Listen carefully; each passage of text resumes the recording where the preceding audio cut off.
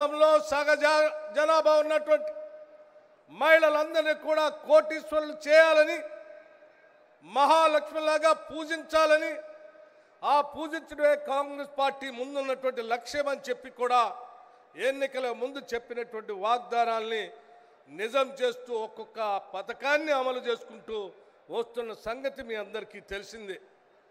అది ఉచితంగా బస్సు రవాణా కావచ్చు, లేకపోతే దాదాపు 25,000 కోట్ల రూపాయలు ఒక సంవత్సరానికే వడ్డీ లేని రుణాలు ఇచ్చి రాబోయే 5 సంవత్సరాలలో 1,00,000 కోట్ల రూపాయలు మహిళలకు వడ్డీ లేని రుణాలు ఇవ్వాలనేటువంటి ఆలోచన కావచ్చు.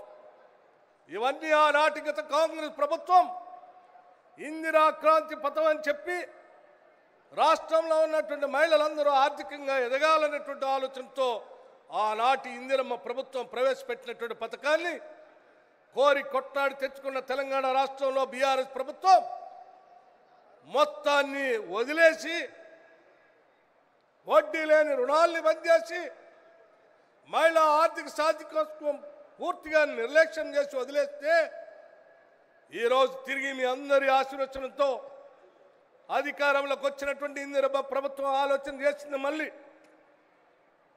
మహిళలందరినీ మహాలక్ష్మిగా చేయడం కోసం తిరిగి వడ్డీ లేని రుణాలు ఇద్దాం.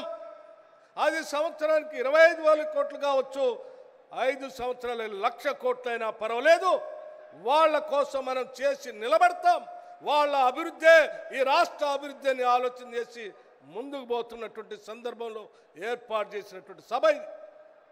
మిత్రులారా, మీ అందరికీ తెలియదు కాదు, కేవలం వడ్డీ లేని రుణాలు ఇవ్వటం ఒక్కటే కాదు, వాళ్ళకి రుణాలు ఇచ్చినటువంటి ఆ డబ్బుతో వ్యాపారాలు కూడా చేపించాలనేటువంటి ఆలోచనతో రాష్ట్ర ముఖ్యమంత్రి గారు అనేక సందర్భాల్లో చర్చించి అంశాలని ఆ సంబంధించినటువంటి అంశాలని కూడా విధానపరమైన నిర్ణయాలు తీసుకోవడం జరిగింది.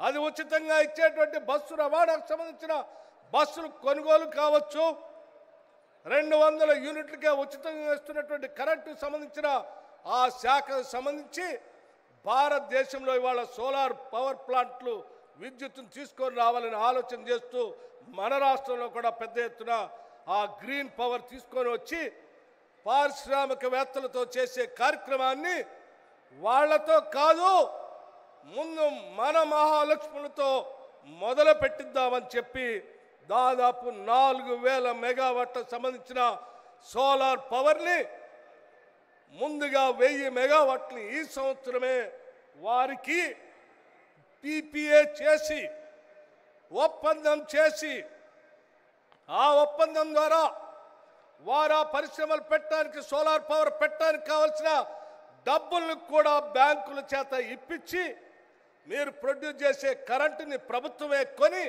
ఆ ప్రభుత్వమే మీకు బిల్లులు డబ్బు చెల్లించే విధంగా ఒక విధానపరమైన ఒక చారిత్రాత్మకమైన నిర్ణయం బహుశా ఈ భారతదేశ చరిత్రలో ఎక్కడా కూడా మహిళలకి 1000 మెగావాట్ల పవర్ని పీపీఐ చేసినటువంటి చరిత్ర లేదు, భవిష్యత్తులో జరుగుతుందని కూడా నేను అనుకోవట్లేదు. అది కేవలం తెలంగాణ రాష్ట్రంలో ఈరోజు రేవంత్ రెడ్డి గారి నాయకత్వంలో ఉన్న ఇందిరమ్మ ప్రభుత్వం మాత్రమే చేయగలుగుతుంది, చేస్తుందని చెప్పడానికి చాలా గర్విస్తూ ఉన్నాను.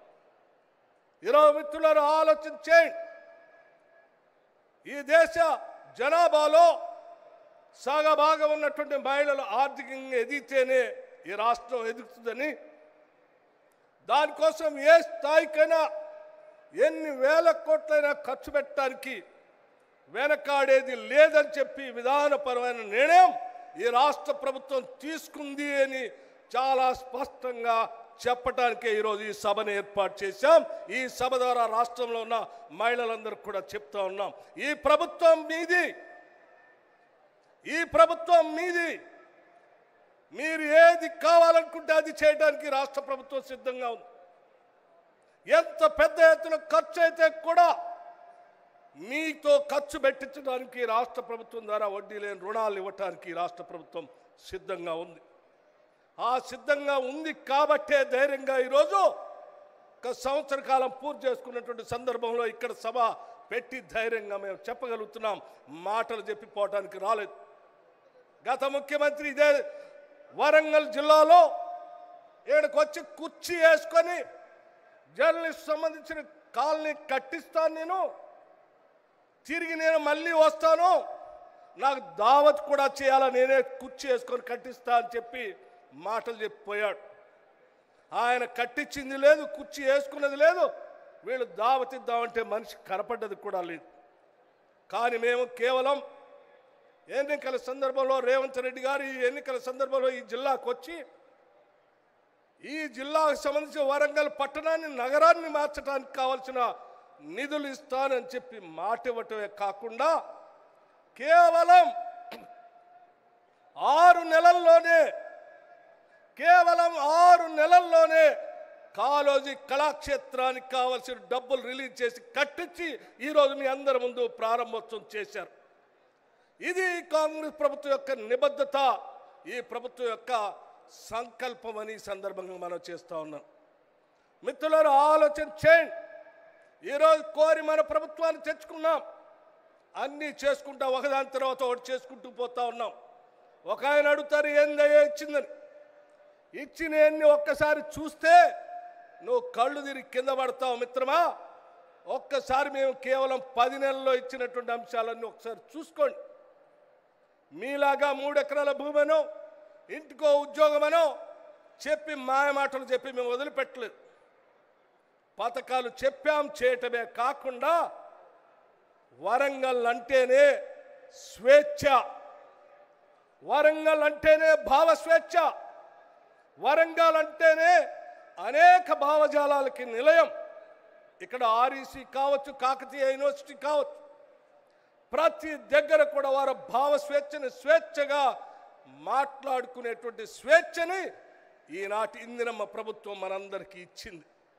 అందుకే ఈరోజు నిటారుగా నిలబడి ఎవరు ఏది కావాలన్నా చెప్పుకునేటువంటి పరిస్థితి కల్పించడమే కాదు, స్వేచ్ఛగా మీ భావజాలాన్ని చెప్పుకోవడానికి కావలసిన వాతావరణాన్ని, ఇది ప్రజాప్రభుత్వం, ప్రజల ప్రభుత్వం, మీకోసమే పనిచేస్తుంది అనేటువంటి సందేశాన్ని ఇస్తూ ప్రజల కోసం నిరంతరం పనిచేస్తామని మీ అందరికీ తెలియజేస్తూ మీ భావాల్ని, భావ స్వేచ్ఛని, మీ ఆలోచనల్ని పొనికి పుచ్చుకొని ఆ ఆలోచనలకు అనుగుణంగా శ్రీమతి ఇందిరాగాంధీ గారి ఆలోచనల్ని, కాళోజీ గారి స్ఫూర్తిని, మీ అందరి ఆలోచనల్ని దీవెనగా తీసుకొని ముందుకు పోతామని చెప్పి మీ అందరికీ సవినయంగా నేను మనవి చేస్తూ మరొక్కసారి ఈ రాష్ట్రంలో ఉన్న యావత్ మహిళా సోదరి మళ్ళందరికీ ఇది ఒక శుభదినం, మీకోసం మేము నిలబడి ఉంటామని చెప్పి